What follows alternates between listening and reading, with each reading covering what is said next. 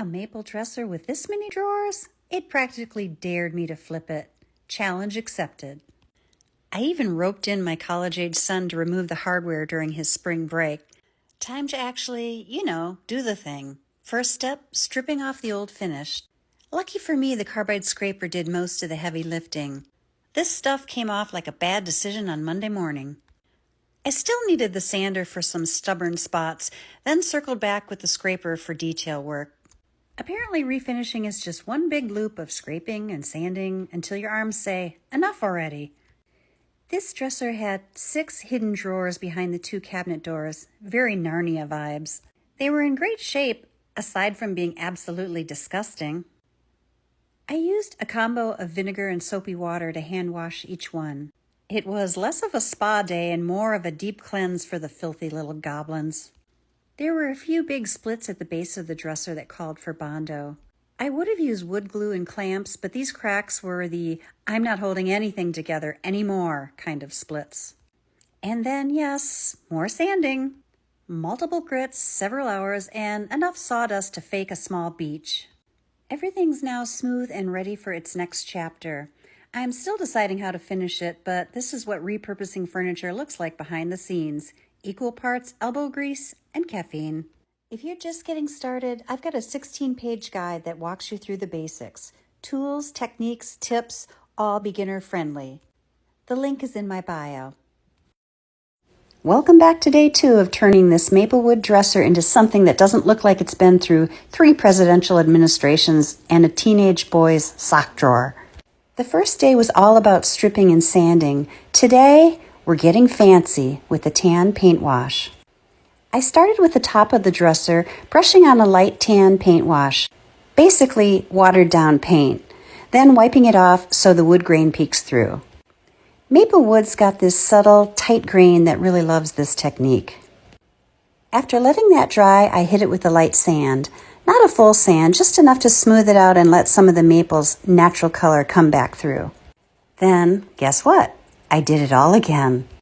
Paint, wipe, sand, repeat. Like a very thorough skincare routine. It was the same deal for the base of the dresser and the 3 top drawers. I kept everything consistent so it all looks like it belongs together and not like a Craigslist before picture. Then after the second coat, I noticed these sneaky little splits in the top. Just hairline ones, but it was enough to bug me. I used some wood filler, dabbing it on with my finger like it was lip balm, and wiped the extra off with the damp cloth. Of course, that also wiped away some of the paint wash because the universe is hilarious. So I spot treated those areas with a little more paint wash, and that helped even out the finish again. No panic, just a little detour on the way to greatness. Now it's time for 2 coats of polyacrylic on the top of this maple dresser. Sometimes I go section by section, nice and tidy. Other times I just pour it on like syrup on Sunday morning pancakes. Long strokes, short strokes, there's really no one right way as long as it ends up smooth and sealed. Just don't forget to sand between coats. Trust me, future you will thank you. This is what happens when you're in a hurry. I had 2 coats of paint wash on here. It was looking nice. I liked the consistency. Then I put on 1 coat of polyacrylic, looked fine. Did a little sanding and there was a spot here and I sanded it down, and I don't know if you can see that, but I sanded away some of the color.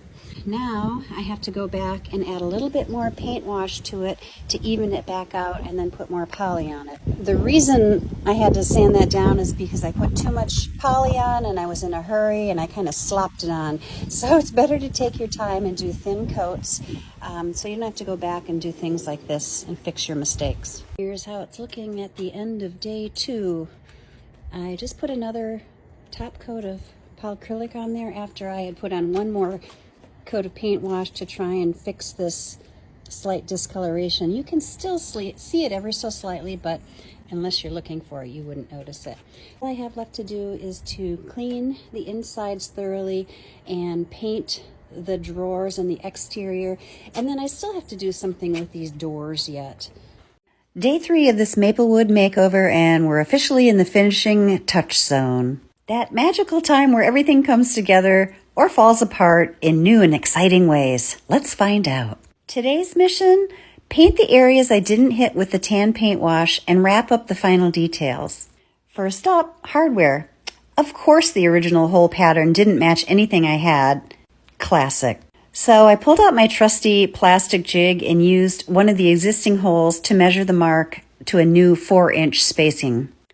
I filled the remaining leftover holes with 2-part Bondo.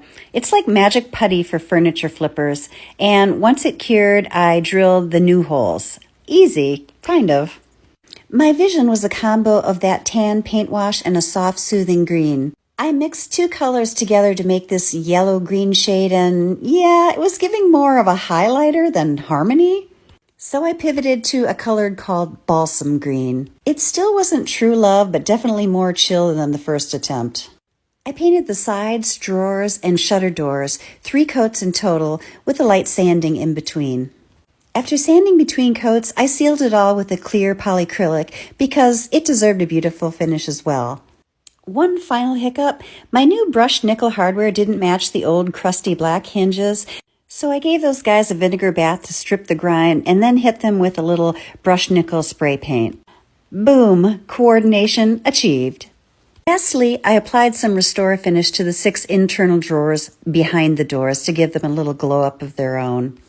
After a few bumps, a couple color crises, and more sanding than I'd like to admit, here she is. Soft, serene, that kind of neutral green that just makes you want to exhale. I think it's lovely, but tell me, what do you think of the color? Please let me know in the comments and let me know how much you think I should list it for.